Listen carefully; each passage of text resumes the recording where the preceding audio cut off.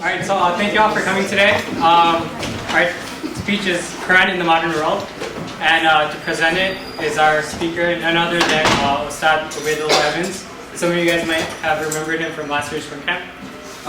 So basically, Ustad Ubaydullah Evans, he converted in high school. He did a degree in journalism at Columbia, and then he went to study Islamic studies at IIE and Al-Azhar in Cairo. And he got a degree in Sharia. Now he's Alim's first scholar in residence. So if you guys could please give him a hand.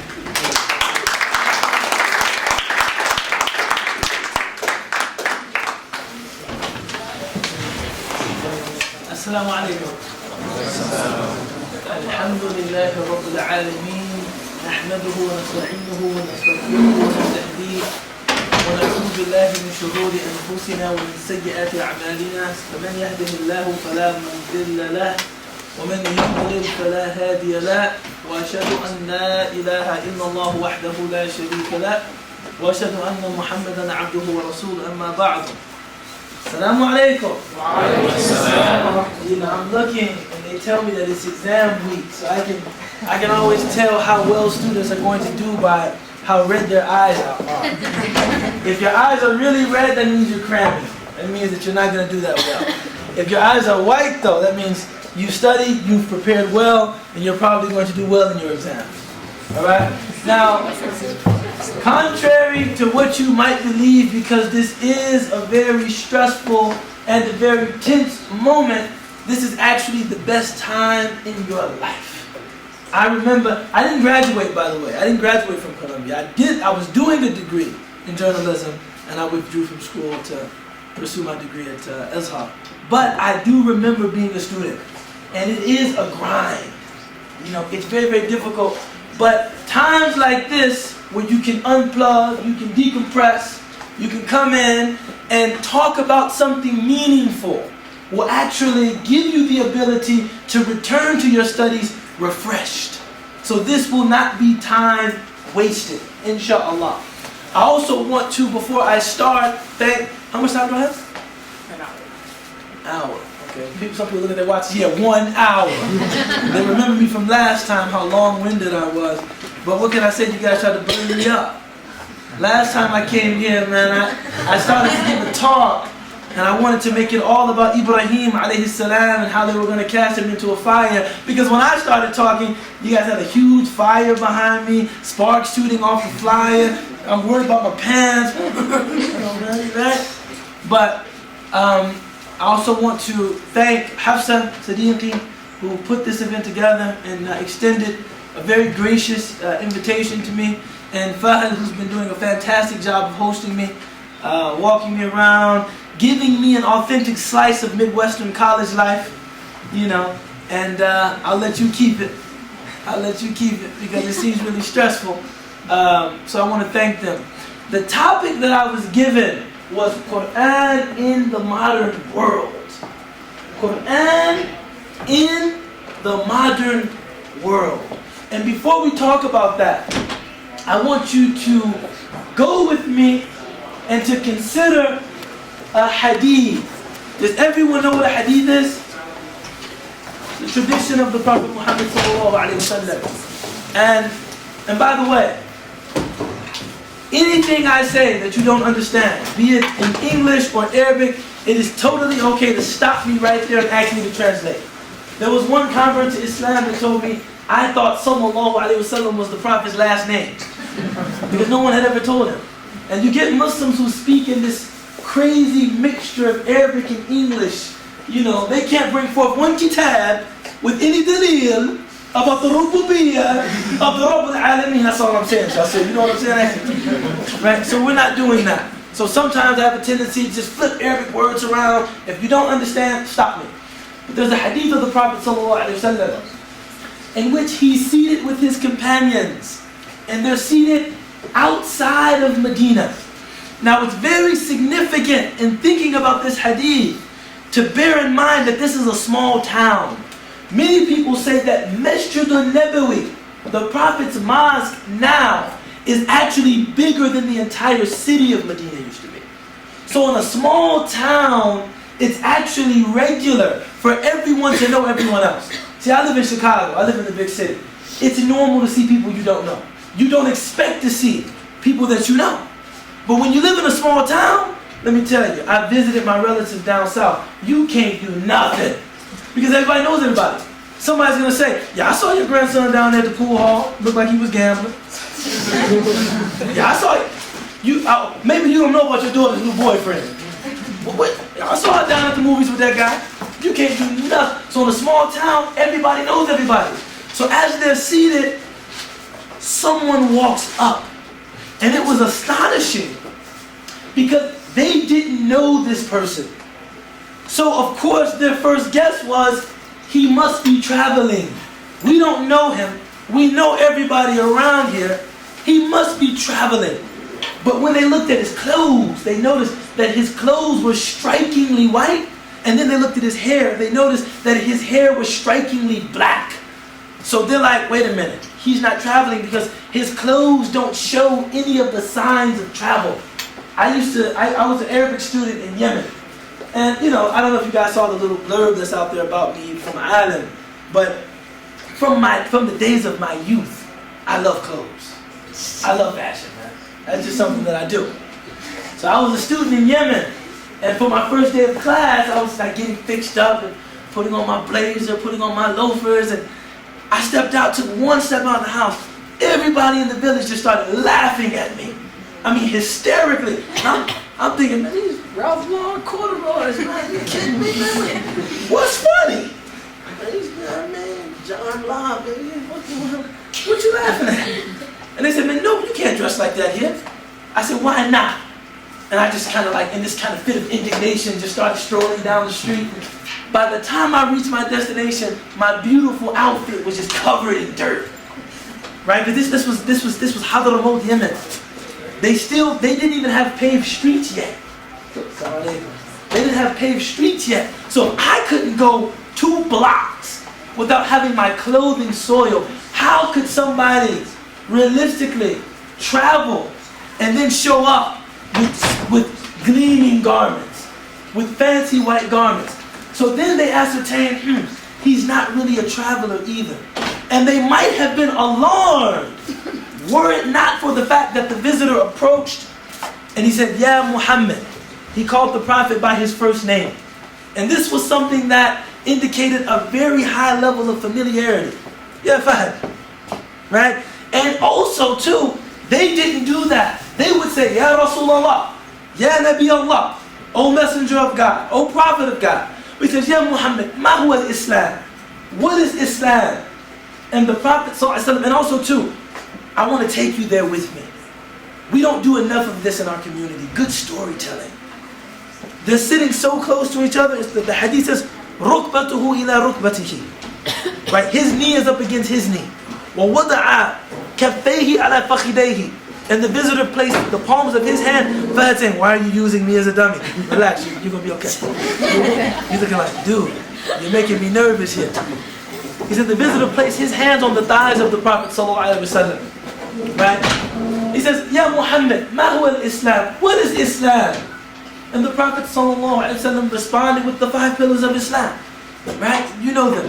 Or does anyone need me to elucidate? You know them, the 5 pillars of Islam. And then he says, "Ya Muhammad, ma huwa al-Iman?" What is faith? Oh, and then when the Prophet responded, the visitor said, "Sadaqta," like you have spoken the truth. And for them, they're like, "Yo, this is great." Nobody can say that to the Prophet ﷺ like, yeah, that's right. No, he's the one that tells us things that we were formerly unaware of. So how can someone say to him, "Yeah, as a matter of fact, you're right about that"? They're tripping out. But because the Prophet is calm, they're calm. And then he says, "Ya Muhammad, ma huwa al-Iman?" What is Iman? And he says, Iman or faith. Now notice for the hardcore brothers, if there are any here, he didn't say, "What is Aqidah?" or something like that. He said, "What is faith?" And the Prophet sallallahu alaihi wasallam, see Aqidah, right? We didn't say, "What is your doctrine? What is your creed?" He said, "No, what is faith?" And the Prophet sallallahu alaihi wasallam responded, "It is to believe in Allah. It is to believe in His messengers. It is to believe in His angels. It is to believe in His books. It is to believe in the day of judgment. And it is to believe in divine predestination." the good of it and the bad of it. And then the Prophet ﷺ said, no, then the visitor said, Sadaqta, yes, you have spoken the truth. And then he said, Ya Muhammad, ma huwa al-ihsan? What is spiritual excellence? Or what does it mean to make something beautiful? Ihsan literally means to make beautiful. And the Prophet responded, هو أن تعبد الله كأنك تراه وإن لم تراه فاعلم أنه يراك. It's to worship Allah as though you can see Him. And if you can't see Him, know for sure that He sees you. And then, this is where I want you to pay very, very close attention. He says to the Prophet ﷺ, when is the day of judgment? When will the day of judgment come? And the Prophet, his humility, he said, about that, the one being questioned has no more knowledge than the one asking the question. But I can tell you about some of its signs. I don't know when the day of judgment will come, but I can tell you about some of its signs. And so the visitor said, okay, indulge me. Tell me about some of its signs. And he said, well, the first thing is that you will see the Arabs of the Arabian Peninsula competing with each other in building tall, lofty structures.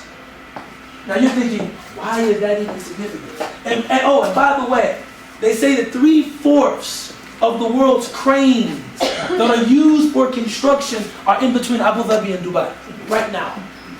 Sadaqa Rasulullah sallallahu alaihi wasallam. I'm just telling you that. Right? Take these signs seriously. I think I told you last time that when I first became Muslim, I read this hadith. And this just goes to show how when you don't reject something you don't understand immediately, but you give that thing time to work itself out in your mind and in your soul, things happen for you. I read this hadith that said the day of judgment will not come until a man's shoe speaks to him. And I had just become Muslim, and I was thinking, I don't know if this religion is for me, man. You guys were telling me that this religion is like rational, it's a religion for thinking people, it's a religion for intelligent people, and now I'm reading about talking shoes. But I didn't reject it. I just said, the Prophet said it, and I don't know what he means by that. So right now, I'm training for a marathon. I was out running one morning. This is years ago. I was out running one morning. I'm a runner. And there was another runner, and we both stopped. And he like pressed the button on his shoe, and the shoe said, you have jogged 5.6 miles, your heart rate. The shoe started to speak to him, giving him facts around his run. And I was like, and he's looking at me, what's wrong with this guy? And I'm like, the shoe is talking to you. And I still remember reading that, thinking to myself, what? This is so outlandish. This is so ridiculous. And then I witnessed in my own lifetime a shoe speak to somebody. So take these signs seriously. And people know you can go to Nike Town and buy that application and put it on the shoe. Right? And you can buy shoes with that built in. Sadaqa Rasulullah sallallahu alaihi wasallam. The Messenger of Allah spoke the truth. But he said, you will find in this particular hadith, this particular story, you will find the Bedouins of the desert competing with each other, building lofty structures. Then he said, a woman will give birth to her master, meaning she will give birth to a child, and that child will treat her like a slave. Now there's two things I want you to think about. One is that if I ever try to treat my mother like a slave, I get my butt wet. The first thing though, is that both of these hadith indicate that things are backwards. Things are not as they're supposed to be. The Bedouins of the desert, the reason the Prophet mentioned that is because these are people that are known for simplicity. They're known for frugality. They're known for, right, not being extravagant. At the end of time, even they're going to be, competing with each other in extravagance. Filial piety, which means being good to your parents. This is not only a fundament and pillar of Islamic societies and Muslim peoples. All societies where human decency is practiced, people honor and respect their parents.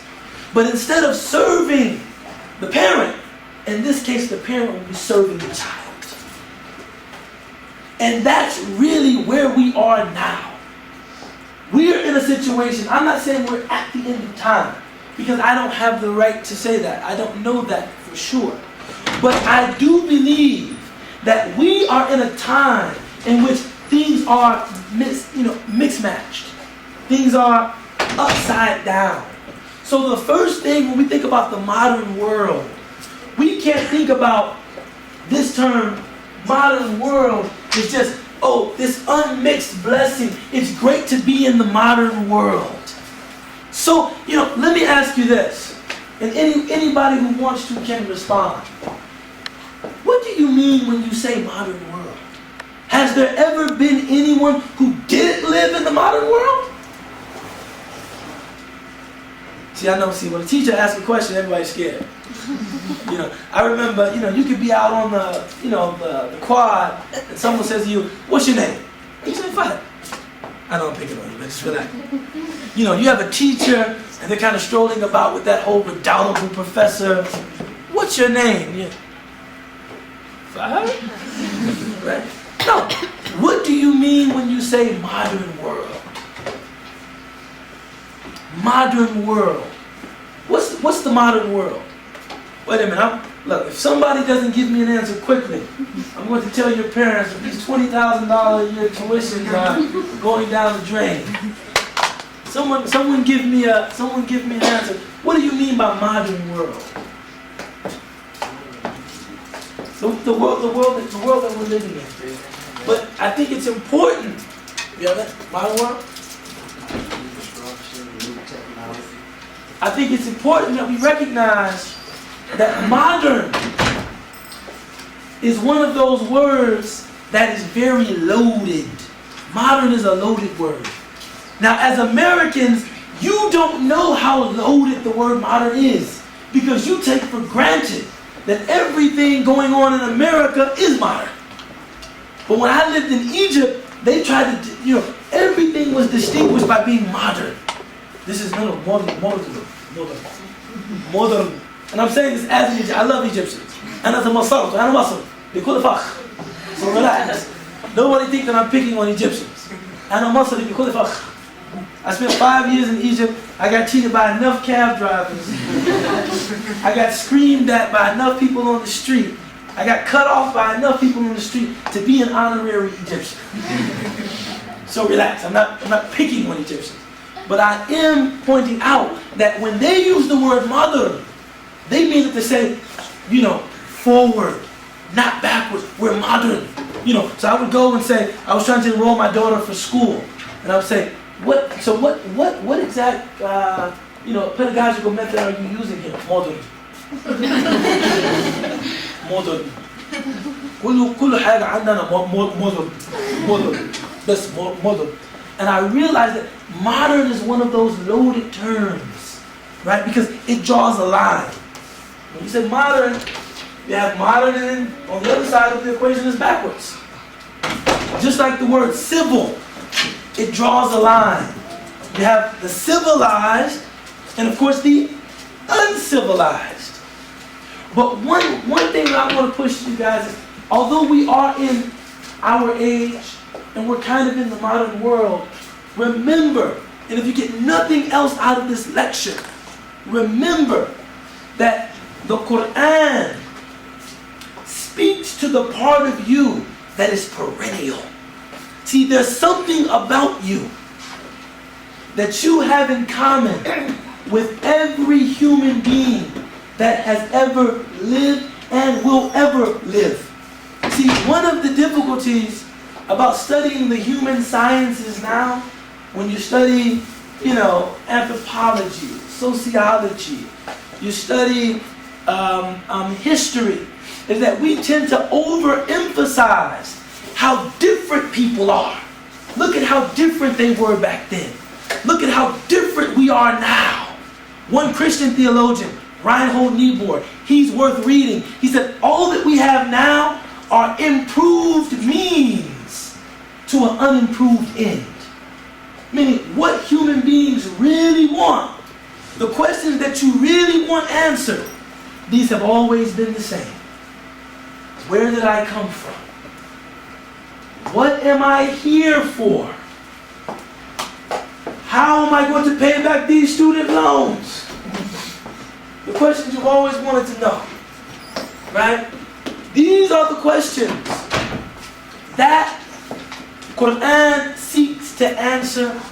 And I don't mean to kind of turn over the title of the lecture, but I do want to tell you that these are the questions that Quran has always been answering, and these are the questions that Quran is always going to answer.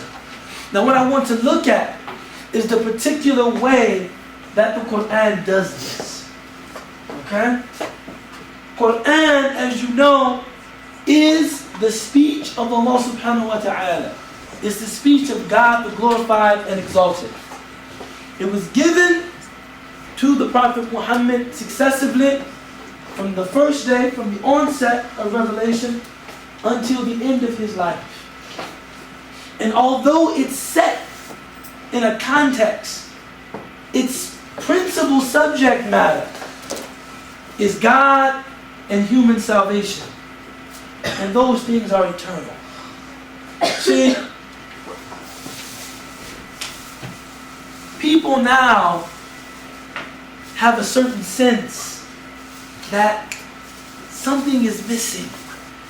Something, it's like we have all, I was once in Houston, coming through a park, and I saw a woman standing on her head, and she was not a part of the service. And I was curious, wow, you're sitting out in the middle of a park, standing on your head. I didn't get the memo. Is this something we were supposed to do today, or And she said, no, this is a spiritual exercise that I do. Wow, that's some impressive devotion. And then I asked, well, what religion are you? What religion are you? And she said, well, I don't really have an organized religious belief, but I'm into Kabbalah, I'm into yoga. When you get these pieces of paper, they're never saying, you're doing great. This is the first time. I'm into Kabbalah, I'm into yoga, kind of this real kind of mishmash of just different spiritual outlets. But I really have no time for religion. Well, do you believe in God? But what I recognized in that was that we as a people, as a species, find belief in something beyond the material, something beyond the physical. This is something that comes naturally to us. There's a writer, Joseph Campbell. He was of the opinion that nobody can be truly, all the way, 100% materialist. It can't happen. He said, no way. You're going to believe in something, even if what you believe in is just hope. Who saw that movie? And don't front, I know y'all watch movies. You got a couple guys in here with beards and koofies scaring everybody. A couple guys in here with beards and koofies scaring everybody. I know you. Who saw the movie about fishing in Yemen? Remember, he's casting the line, and he's not a believer in God, and he's asking the Yemeni about faith. Why do you believe, or how do you believe? And the Yemeni asks him, why does your friend come to your lecture and his phone go off? The Yemeni said, no, you actually have faith too. I'm paraphrasing. You have faith too. He said, no, I don't have any faith. He said, well, if you didn't have faith, how do you cast the rod into the water hoping that the fish bite? Right?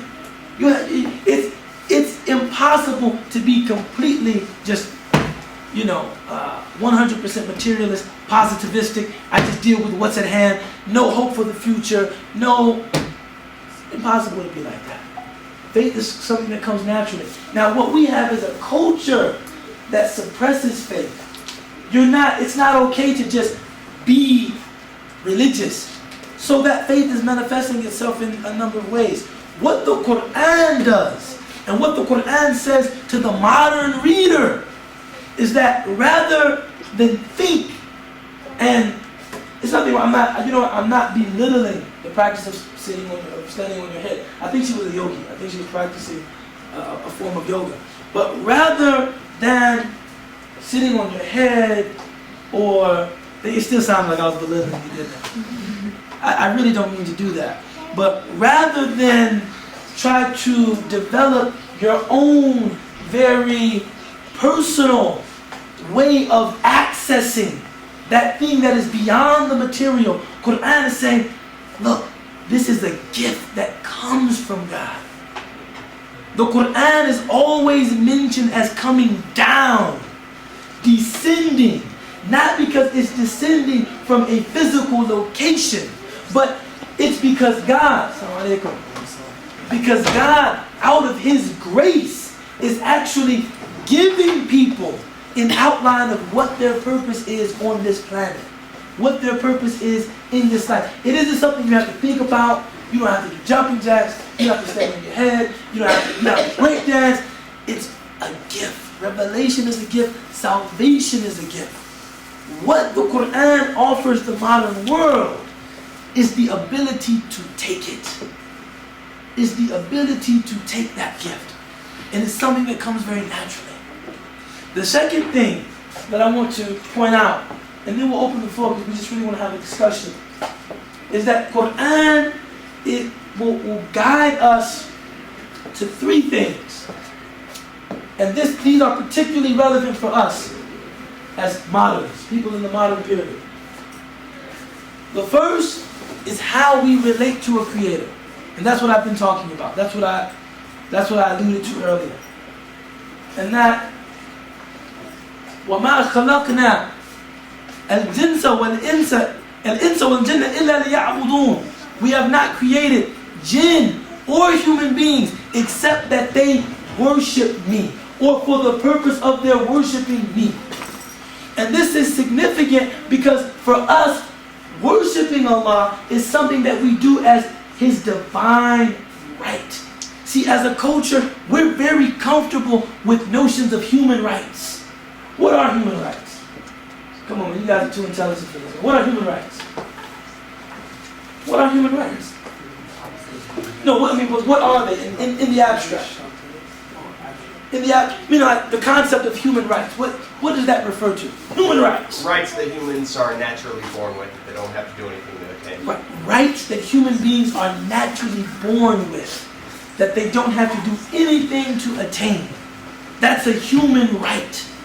But we are completely devoid of a concept of divine rights. The idea that worship is something that Allah is entitled to simply by virtue of His being God.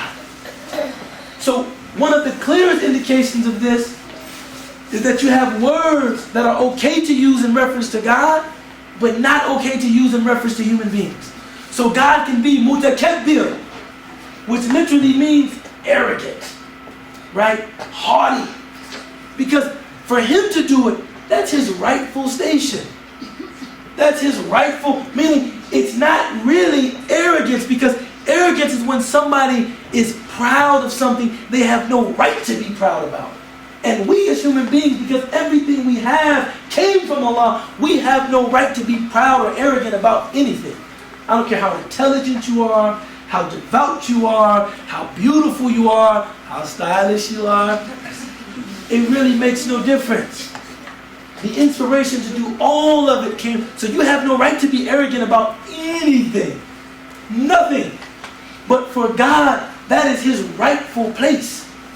You see? So worship is something He's entitled to. It's a divine right.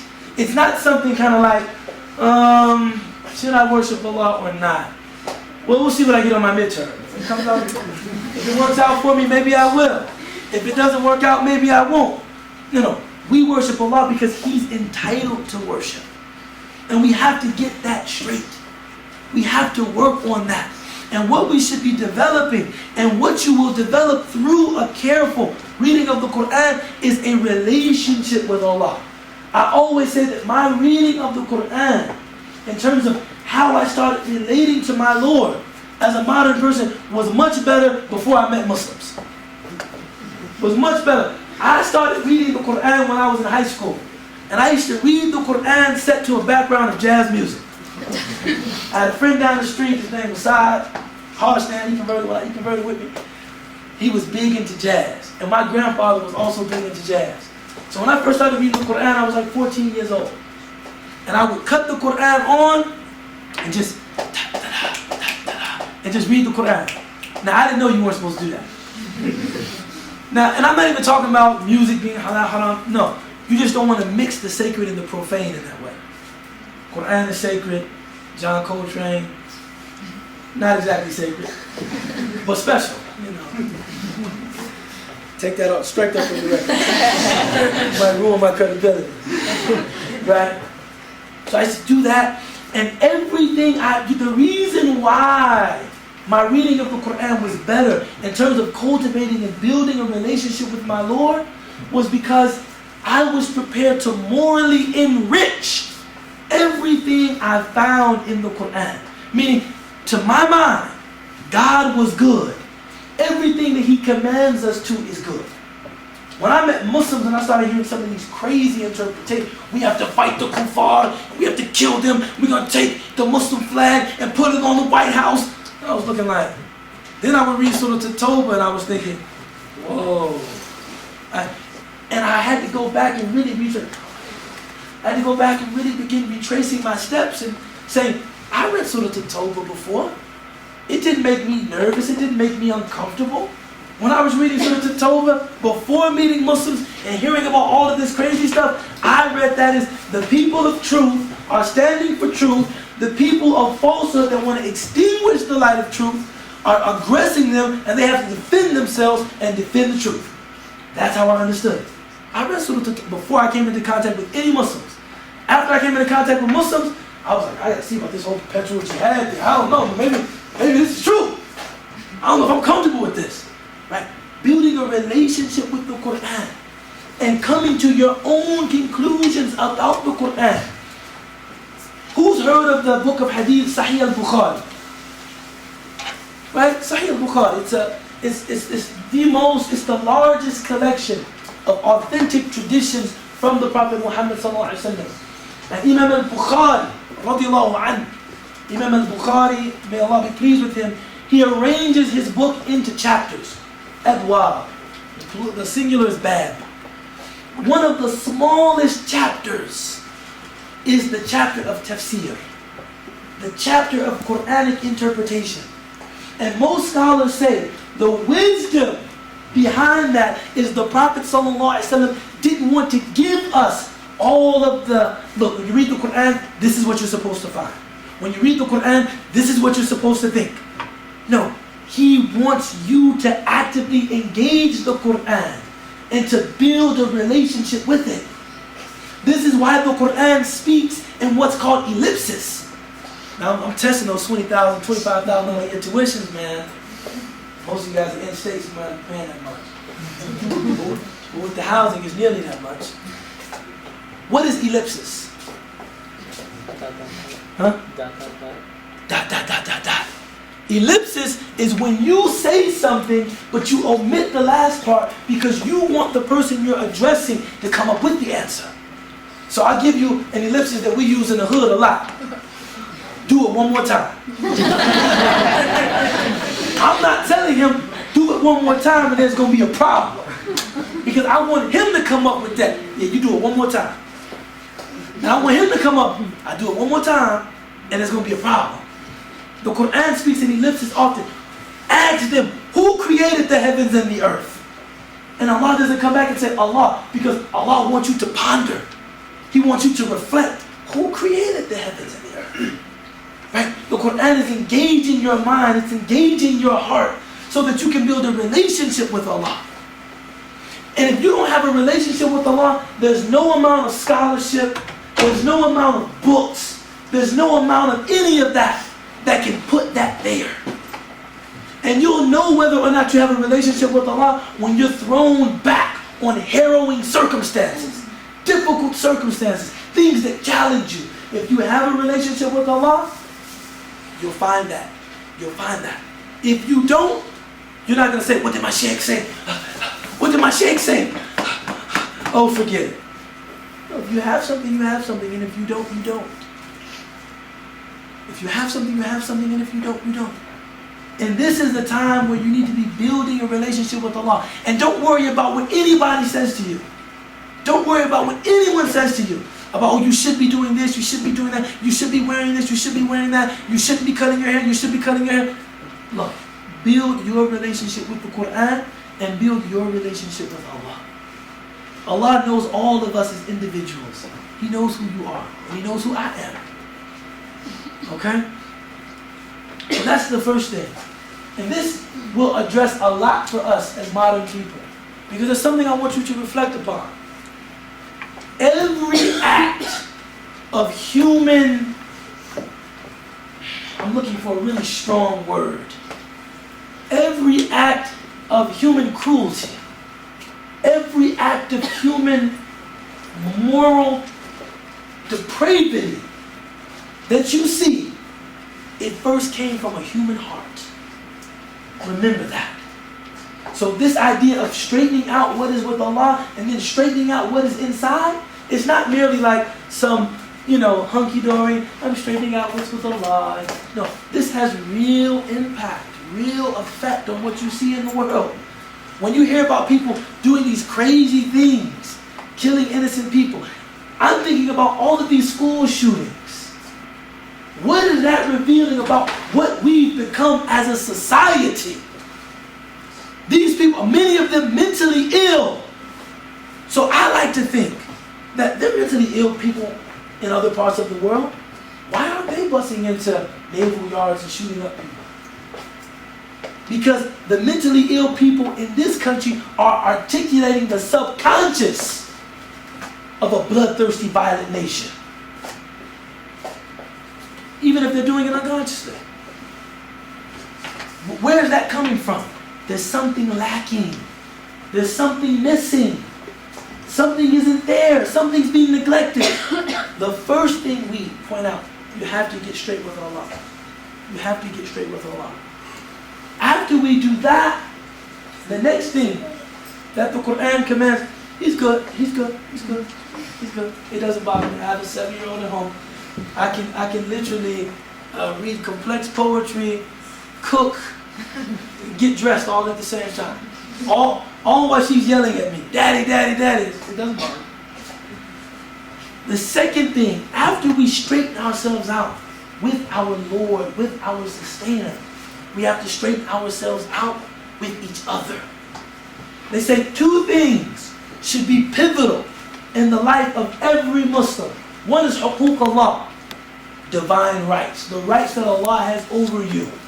That you pray to Him, that you worship Him, that you fast when He says that you're supposed to fast, right? That you make the pilgrimage if you can. These are the rights that God has over you. That you give the zakat. The second thing is huquq al-ibad, the rights of people. Where did we go wrong? When did we lose sensitivity? When did we stop caring about each other? When did we develop all of this prejudice and just ill will toward each other? Allah says in the Quran, يا أيها الناس إنا خلقناكم من ذكر وأنثى وجعلناكم شعوبا وقبائل لتعارفوا إن أكرمكم عند الله أتقاكم. O humanity, we created you from one male and one female, and we made you into different nations and tribes so that you would come to recognize one another. Truly, the most noble in the sight of God is the one that has the most consciousness of Him, So this ayah makes it very clear what our relationship should be to each other. And it makes no difference whether we're Muslim, non-Muslim. It makes no difference what race, what ethnicity. We should be celebrating what gender, even what sexual orientation. And I know that's very controversial as well. We should be celebrating diversity. It does not mean, fast, okay, I gotta go now. It doesn't mean that everything that everyone does is right. See, you can celebrate diversity. You can celebrate diversity without relativizing. You know, there's no real way of saying who's right and who's wrong. I have my customs. I have my beliefs. I have my way of doing things. You also have yours. No, we believe that Islam is true. There's a beautiful, well, I think it's a beautiful story about, and it's kind of hard because the British officer that was in India, he was there as a and a woman died, and there was a Hindu practice of actually taking, and if you guys know better than I do, feel free to correct me, taking the widow and throwing her onto the funeral pyre of the deceased husband. This was a real practice. So the British colonial officer is there, and the woman is about to be, flung onto this, bed of embers and fire and coal, and the British officer says, no, what are you doing? And they said, no, look, this is our business. You have your customs. We have our customs. We believe that she's going to be reincarnated. This is just the way we do things. Mind your business. And the British officer says, oh, that's fine. And where I come from, we have a custom of executing murderers. So to say, no, it's not just morally, just anything goes, but we do celebrate diversity, which is different than simply tolerating diversity. See, even here, people will talk about tolerance. What does it mean to tolerate someone? It means, basically, I'll give you the right to exist. And then when I get hungry, maybe I'll eat your food, come smoke some coca, maybe not have belly dance. I'll tolerate you though. I'll tolerate you. You can be. The Quran doesn't stop at that. These are all food. No, we should be celebrating diversity. Going out. This is a time in your life, and take it as a Quranic imperative to do so. You should be exploring the world around you. You should be exploring the world around you. Not the harmful parts. If I want to find anybody in the club, so maybe I'll say explore the world around me. Let me see what's around me. Not the negative part, but different people, different cultures, different cuisines. On our way up, we had a burrito that was filled with like desi stuff. And I was like, I learn something new every day. I said, I'm eating this. I'm thinking like if a Mexican brother and a Daisy sister got married, what they would serve at their home. Burrito with like, front to the chicken.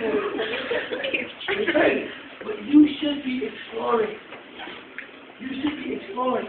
The other thing that Allah subhanahu wa ta'ala talked about in the Quran, two things have been mentioned about why human beings have been created. One is لِيَعْبُدُونَ, to worship Him. The other is لِتَعْمِيرُ, يُعَمِّرُ فِي الْأَرْضِ, يُعَمِّرُونَ فِي الْأَرْضِ, to go out, to build civilization, to create things. So this is something you should be doing at this time. And the last thing, if I can say, that I think as moderns we should be focused on is the Quranic imperative about taking care of the environment around us. Allah says, this earth was that He placed it there for all living things. We have been placed here إِنِّي جَاعِلٌ فِي الْأَرْضِ خَلِيفَةً. I am about to make in the earth a khalifa, a vicegerent, right? A steward. We're supposed to be caring for the things that are entrusted to us. not destroying them. Many of you will graduate, go on to very prominent positions where you will be able to make calls about this and about that. Do so in a way that respects people. Number one, respects the rights of God, respects people, but also respects the environment. Human beings now are consuming at levels that are simply unsustainable. Right? Unsustainable. And if anyone should step forward and say, look, this is madness, this needs to stop, it should be the people that read Quran. Because we recognize that we are stewards here on this planet. We've been put here to caretake. We've been put here to maintain, to what? Not to destroy. And I don't mean this as a blanket condemnation. I know you guys think, these guys use more crazy words than our props.